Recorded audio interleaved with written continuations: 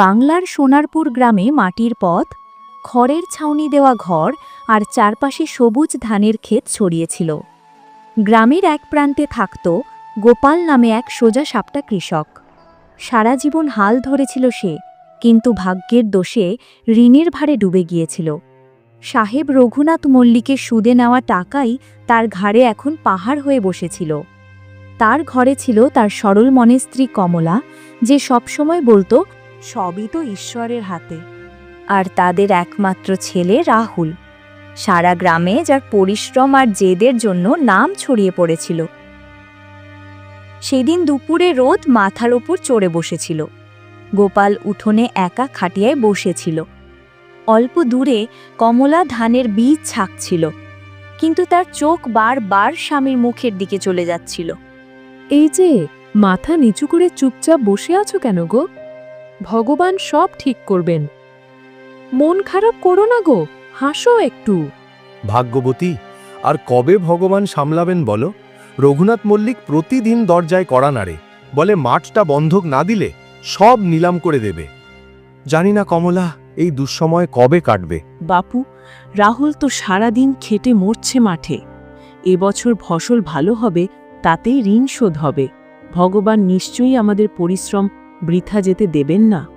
চাষে যদি ঋণ শোধ হতো, তাহলে গ্রামের অর্ধেক কৃষক আজ ভিক্ষে করত না। ঠিক তখন দূর থেকে পায়ের শব্দ শোনা গেল। রঘুনাথ মল্লিক এসে দাঁড়াল। পরনে ঝকঝকে ধুতি পাঞ্জাবি, মুখে অহংকার, চোখে তাচ্ছিল্য। পুরো বাড়িতে হঠাৎ এক চাপ অনুভূত হল। গোপাল ও কমলা চুপ হয়ে গেল। এই যে গোপাল, কোথায় লুকিয়ে বসে আছিস রে? গোপাল খাট থেকে উঠে দাঁড়িয়ে বলল, প্রণাম রঘুনাথ বাবু। প্রণাম বাদ দে, আমার টাকা কোথায় রে? কবে থেকে বলছি ঋণ শোধ কর বা জমি আমার নামে দে। রঘুনাথ বাবু, আর একটু সময় দিন। এবারে বৃষ্টি না হওয়ায় ফসল নষ্ট হয়ে গেছে। আগামী ফসলেই সব শোধ করে দেব। তোর এই আগামী ফসল কথাটা শুনে আমার কান পচে গেল। গরিবের কথা বিশ্বাসযোগ্য না। শুনে রাখ, 1 মাসের মধ্যে যদি টাকা না পাই, তবে তোর মাঠে আমার নামের পতাকা উঠবে। চারপাশের লোকজন যারা মাঠ থেকে ফিরছিল, তারা এই দৃশ্য দেখে দাঁড়িয়ে গেল। গোপাল লজ্জায় মাথা নিচু করে নিল। ঠিক তখন ঘর থেকে বেরিয়ে এলো রাহুল। প্রশস্ত কাঁধের তরুণ, ঘামে ভেজা কপাল। সে সোজা এগিয়ে এসে বলল, বাবা, তোমরা চিন্তা করিও না, আমি থাকতে কেউ আমাদের জমি কেড়ে নিতে পারবে না। রাহুলের সাহসী উপস্থিতি রঘুনাথ মল্লিককেও হঠাৎ চমকে দিল। চারপাশের লোকজন অবাক হয়ে তাকিয়ে রইল। রঘুনাথ কাকা, এত তিরস্কার করে আমার বাপুকে কেন অপমান করছেন? জমি বিক্রি হবে না, এটা মনে রাখবেন। ওরে ছোড়া, তোর কেমন সাহস রে? তোর বাপের জমি বন্ধক আছে, আদালত থেকে হুকুম আনবো, তখন দেখবো কে বাঁচায়। যতদিন আমার নিঃশ্বাস আছে, এক টুকরো মাটিও আপনাকে ছুঁতে দেব না। ঘাম ঝরাবো, কিন্তু জমি ছাড়ব না। কমলা কান্নায় ভেঙে পড়ল। গোপাল চুপ করে রইল। রঘুনাথ বিদ্রূপ করে হেসে বলল, দেখি কত মদনগিরি আছে তোর। 1 মাস পর যদি টাকা ফেরত না দাও, তবে তোর মাঠে আমার হাল চলবে। এ কথা বলে সে হেসে চলে গেল। গ্রামবাসীরাও গোপালের দিকে তাকিয়ে ধীরে ধীরে চলে গেল। কমলার চোখ মুছে গোপালের দিকে তাকালো, কিন্তু গোপালের মুখে তখন এক গভীর চিন্তার ছাপ। সে ধীরে রাহুলের দিকে তাকিয়ে বলল, বাবা, এত জোর দেখাবি না, ঋণটা অনেক বড়। বাবা, শপথ নিস না। জীবন বড় নিষ্ঠুর। চাষ আজ ভালো, কাল নষ্ট হয়ে যেতে পারে। রাহুলের চোখ নরম হয়ে এলো, কিন্তু ভিতরের আগুন তখনও নিভে যায়নি। চারপাশে আবার সেই অদ্ভুত নীরবতা। বাবা, তুমি সারা জীবন মাথা নিচু করে কেটেছ। এখন আমি তোমাকে আর কারো সামনে ঝুঁকতে দেব না। জমি আমারও, ঘাম আমারও। গোপাল নীরব রইল।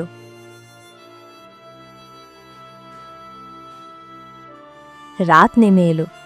রাহুল খাটে শুয়ে আকাশের তারা দেখছিল। তার চোখে ছিল স্বপ্ন, আর মনে গোপন শঙ্কা। তার কানে ঘুরছিল রঘুনাথের কথাগুলো। তোর বাপের জমি বন্ধক আছে, আদালত থেকে হুকুম আনবো, তখন দেখবো কে বাঁচায়। দেখাবো কি আমার ক্ষমতা।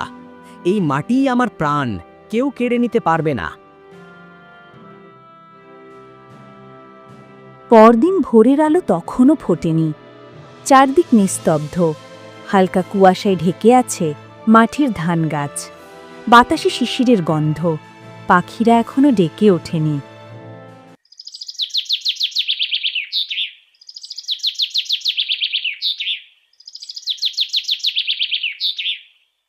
রাহুল মাঠে বেরিয়ে পড়ল।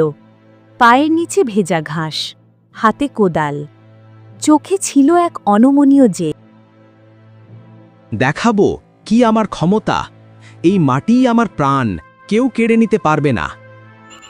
দুজন গ্রামবাসী পাশ দিয়ে যাচ্ছিল। একজন বলল, দেখেছ, গোপালের ছেলে ভাবে পরিশ্রমে ঋণ শোধ হবে। বড়ই স্বপ্নবাজ। হ্যাঁ, তরুণ রক্ত। 2 দিন পর বুঝবে ঋণ কোনো পাহাড়। তারা হেসে চলে গেল। রাহুল সব শুনল, কিন্তু কিছু বলল না। তার চোখে জল এলো, কিন্তু সে ঘামের সঙ্গে মিশিয়ে মাটিতে ফেলে দিল। দুপুরে সূর্য আগুন ঝরাচ্ছিল। ঠিক তখনই তার বন্ধু রাজু এলো। ওরে রাহুল, তুই পাগল হয়ে গেছিস? সকাল থেকে মাঠে? একটু বিশ্রাম নে। এখন বিশ্রামের সময় নয়, এই জমি সব। যতদিন এটা টিকে আছে ততদিন বাবার সম্মানও টিকবে। তোর জেদ আছে ভাই, আমি কিছু বলবো না। তবে শুন, রঘুনাথ খুব ধূর্ত, অনেকে ওর জালে পড়েছে। পড়ুক, আমি পড়ব না। এই ফসলই আমার ঢাল হবে।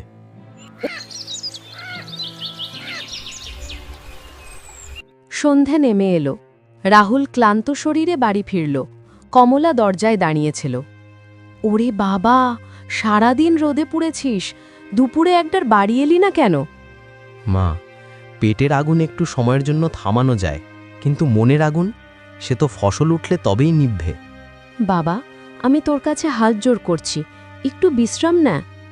মা, চিন্তা করিস না, আমি হারব না। যদি পড়ি তবে মাঠের মেঠোতে পড়ব, কিন্তু হার মানব না। কয়েকদিন এমনই চলল।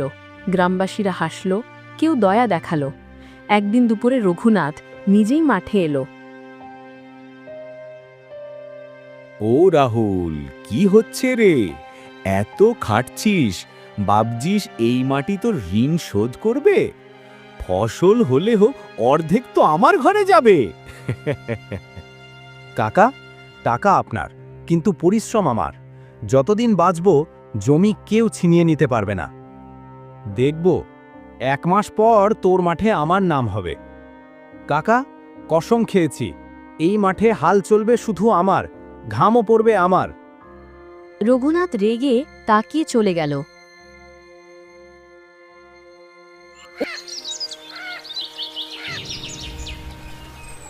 রাতের নীরবতা। গোপাল বলল, কমলা, আমি ভয় পাচ্ছি, আমাদের ছেলে পাগল হয়ে যাচ্ছে। ভয় পেও না, তার চোখে আগুন আছে। ভগবান ওর হাত দিয়ে চমৎকার করবেন। বাবা, তুমি ভয় পাচ্ছ, কিন্তু আমি নয়। রঘুনাথের হাসি আমি মাটিতে মিশিয়ে দেব। পরদিন থেকে রাহুল আরও কঠিন পরিশ্রম শুরু করল। ভোরে ওঠা, হাল ধরা, সেচ করা, জমির বেড়া মেরামত, সব নিজে। গ্রামের লোকজন বলল, এই ছেলেটা তো সত্যি পাগল।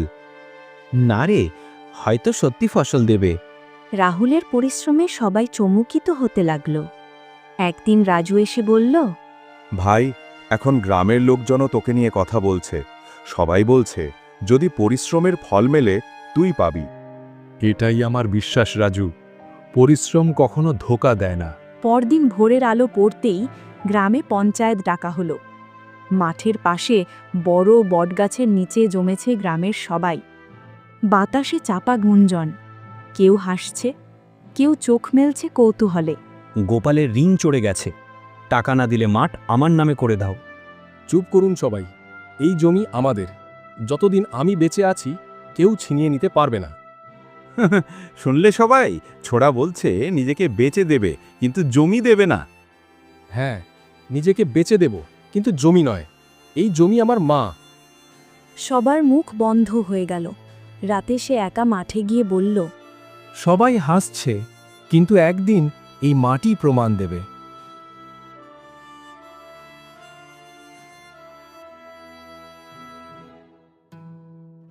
ও ভাই, তোর মাঠের রঙই বদলে গেছে।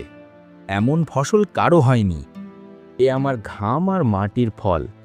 বাবা, আজ আমার মাথা উঁচু, তুই আমার সম্মান ফিরিয়ে এনেছিস। দিন কেটে গেল, ফসল পেকে উঠল, সোনালি ধান ঝুঁকে পড়েছে। যারা আগে হাসত তারা এখন চুপচাপ প্রশংসা করছে। ফসল হয়েছে ঠিক, কিন্তু টাকা এখনো আসেনি। সুদ বাড়ছে। এখন মাঠ আমার হওয়া উচিত। তুই একটু ধৈর্য ধর, ফসল বিক্রি হলে তবেই টাকা শোধাবে। ঠিক আছে, 7 দিনের মধ্যে টাকা না এলে মাঠ আমার। ফসল কাটা শুরু হলো, মাঠ জুড়ে আনন্দের ঢেউ। যে যুবকেরা একসময় রাহুলকে পাগল বলতো, আজ তারই ঘামে ভেজা মাঠে তারা কাজ করছে। ও ভাই রাহুল, একসময় আমরা তোরে নিয়ে হাসতাম, আজ তোর কাছে কাজ করতে পেরে গর্ব লাগছে। হাসলে তাদের কিছু আসে যায় না রাজু, আমি জানতাম মাটির ঘাম একদিন সোনা ফলাবে। এখন তো সবাই তোকে শ্রদ্ধা করে ভাই। শ্রদ্ধা নয় রাজু, এখনো আসল পরীক্ষা বাকি আছে। ফসল কেটে বিক্রি না করলে বাবার মুখে হাসি আসবে না। 3 দিন পর রাহুল গরুর গাড়ি ভর্তি করে গম নিয়ে বাজারের পথে রওনা দিল। রোদে ঝলমল করছে তার কপালের ঘাম, কিন্তু চোখে অদ্ভুত তৃপ্তি আলো। উরে ভাই, এমন গম তো আমি জীবনে দেখিনি। একদম সোনার দানা, দামও ভালো পাবি। এই সোনা, আমি মাটির কাছ থেকে ধার নিয়েছি। বাবার ঘামের দাম ফিরিয়ে দিচ্ছি। বিক্রি শেষে রাহুল টাকার গাঁটরি হাতে নিল, চোখে জল টলমল করে উঠল। হে ভগবান, এবার বাবার মাথা উঁচু হবে। তুই আমায় অপমান থেকে রক্ষা করেছিস। সন্ধ্যায় পঞ্চায়েতে সবাই জড়ো হল, গ্রামবাসীর চোখে কৌতূহল আর উত্তেজনা। রঘুনাথ গলা চড়িয়ে বলল, আজ শেষ দিন, টাকা না দিলে মাঠ আমার। এত বড় কথা বলেছিলি, এখন দেখা যাক তোর জিদ কোথায়। এই নিন কাকা, 1 পয়সাও বাকি নেই। এখন বলুন, এই মাঠ কার? সবাই স্তব্ধ হয়ে গেল। রঘুনাথের মুখের হাসি মিলিয়ে গেল। ঠিক আছে, ঋণ শোধ হয়ে গেল, আমি আর কিচ্ছু বলবো না। বাহ রাহুল, তুই দেখিয়ে দিলি পরিশ্রমের চেয়ে বড় কিছু নেই। আজ থেকে এই মাঠের নাম হবে রাহুলের জমি। গ্রাম কাঁপিয়ে উঠল প্রশংসায়। গোপাল ও কমলার চোখে অশ্রু ঝরল, গর্বের অশ্রু। বাবা, তুই শুধু আমাদের সম্মানই ফেরাসনি, এই গ্রামের আশা ফিরিয়ে এনেছিস। আমি যা করেছি মাটির জন্য করেছি, বাবার সম্মানের জন্য করেছি। মানুষ পরিশ্রমে হার মানে না, যতক্ষণ সে নিজের মাটির উপর বিশ্বাস রাখে।